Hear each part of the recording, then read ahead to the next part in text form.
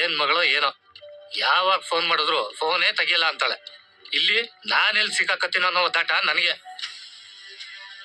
ಇರ್ಲಿ, ಇನ್ನೊಂದ್ಸರಿ ಕಾಲ್ ಮಾಡಿ ನೋಡೋಣ.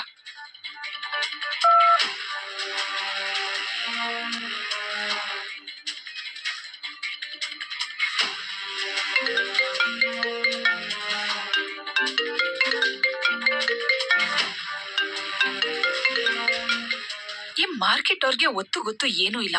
ಯಾವಾಗ ನೋಡಿದ್ರು ಕಾಲ್ ಮಾಡಿ ಟಾರ್ಚರ್ ಕೊಡ್ತಾ ಇರ್ತಾರೆ. ಛೇ, ಮತ್ತೆ ಕಾಲ್ ಕಟ್ ಮಾಡ್ತಾ ಇದ್ದಾಳೆ. ಅವ್ರ ಪ್ರಾಬ್ಲಮ್ ಸಾಲ್ವ್ ಆಯ್ತೋ ಇಲ್ವೋ? ಆ ಲಾಯರ್ ಅಪ್ಪ ಏನಾದ್ನೋ, ಎಲ್ಲೋ ಪ್ರಾಬ್ಲಮ್ ಸಾಲ್ವ್ ಆಗಿರ್ಬೇಕು ಅನ್ಸುತ್ತೆ. ಅದಕ್ಕೆ ಫೋನ್ ತೆಗಿತಾ ಇಲ್ಲ. ಯಾವ್ದಕ್ಕೂ ನನಗೂ ಒಂದು ಕ್ಲಾರಿಟಿ ಬೇಕಲ್ವಾ? ಗಾಢ 3ನೇ ಸಲಿಗೆ ಮುಕ್ತಾಯ ಮಾಡ್ಬಿಡೋಣ.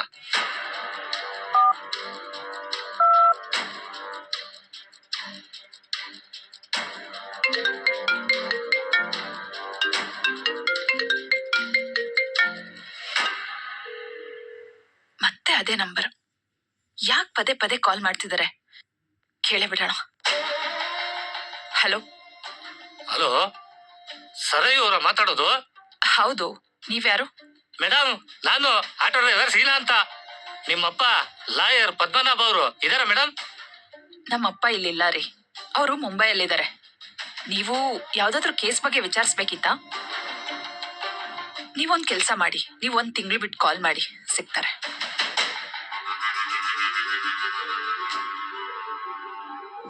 ದಯವಿಟ್ಟು ನನ್ನ ಇಲ್ಲಿ ಬಿಟ್ಟೋಗ್ಬೇಡಪ್ಪ, ನಿನ್ನ ಕೈ ಮುಗ್ದು ಕೇಳ್ಕೊಳ್ತೀನಿ.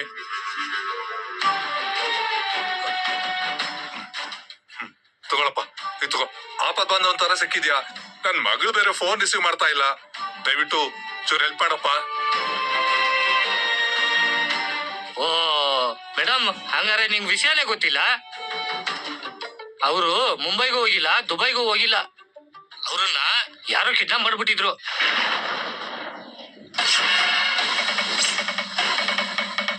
ತಪ್ಪಿಸ್ಕೊಂಡು ನನ್ನ ಹತ್ರ ಹೆಲ್ಪ್ ಕೇಳ್ಕೊಂಡು ಬಂದಿದ್ರು. ರಾತ್ರಿ ಪೂರ ನಾನೇ ಅವ್ರ ಜೊತೆ ಇದ್ದೆ ಮೇಡಮ್. ನಾನೇನೋ ಎಲ್ಲ ಸಾಲ್ವ್ ಆಗ್ಬಿಟ್ಟಿರುತ್ತೆ, ನಿಮ್ಮ ಹತ್ರ ಒಂದ್ಸರಿ ವಿಷಯ ತಿಳ್ಕೊಬಿಡೋಣ ಅಂತ ಕಾಲ್ ಮಾಡಿದೆ. ಅವ್ರು ಇನ್ನೂ ನಿಮ್ಗೆ ಸಿಕ್ಕೇ ಇಲ್ಲ ಅಂದ್ರೆ ಏನೋ ಆಗಿರುತ್ತೆ ಮೇಡಮ್. ನಾನೇನೋ ಎಲ್ಲ ಸಾಲ್ವ್ ಆಗ್ಬಿಟ್ಟಿರುತ್ತೆ, ನಿಮ್ಮ ಹತ್ರ ಒಂದ್ಸರಿ ವಿಷಯ ತಿಳ್ಕೊಬಿಡೋಣ ಅಂತ ಕಾಲ್ ಮಾಡಿದೆ.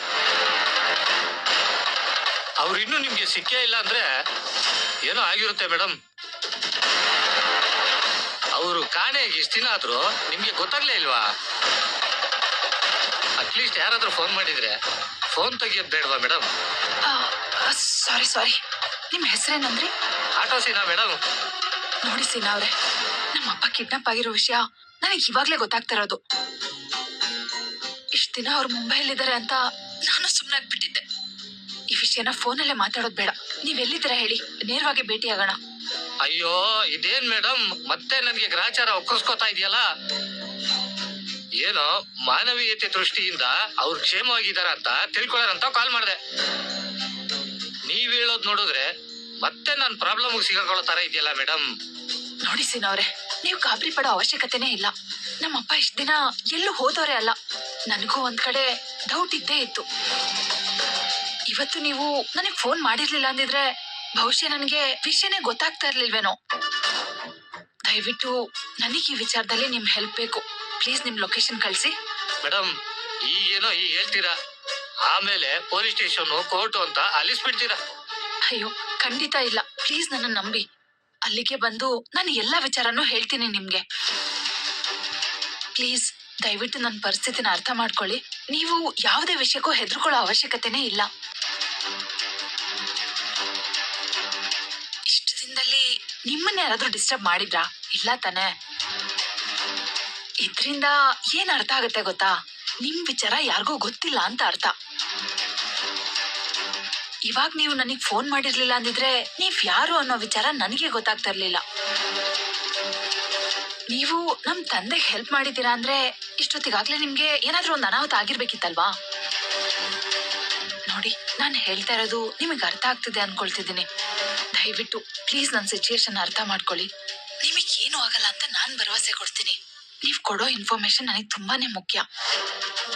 ನನ್ ಪರಿಸ್ಥಿತಿ ನಿಮ್ಗೆ ಅರ್ಥ ಆಗತ್ತೆ ಅನ್ಕೊಂಡಿದೀನಿ. ದಯವಿಟ್ಟು ಇಲ್ಲ ಅಂತ ಹೇಳ್ಬೇಡಿ. ಆಯ್ತು ಮೇಡಮ್, ಈಗಲೇ ಲೊಕೇಶನ್ ಕಳಿಸ್ತೀನಿ. ಬೇಗ ಸೀನವ್ರೆ ಪ್ಲೀಸ್.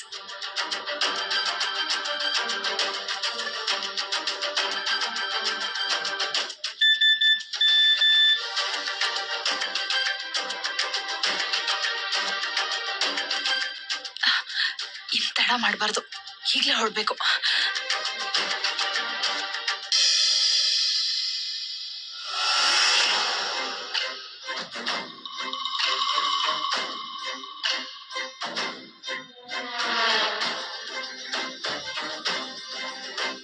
ಮೇಡಮ್,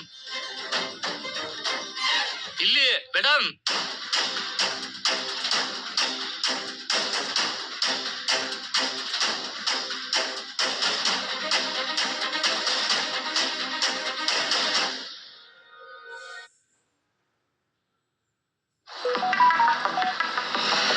ನೀವೇ ಅಲ್ವಾ? ಹೌದು ಮೇಡಮ್. ನಾನು ಸರಯು ಅಂತ, ಲಾಯರ್ ಪದ್ಮನಾಭ ಅವ್ರ ಮಗಳು.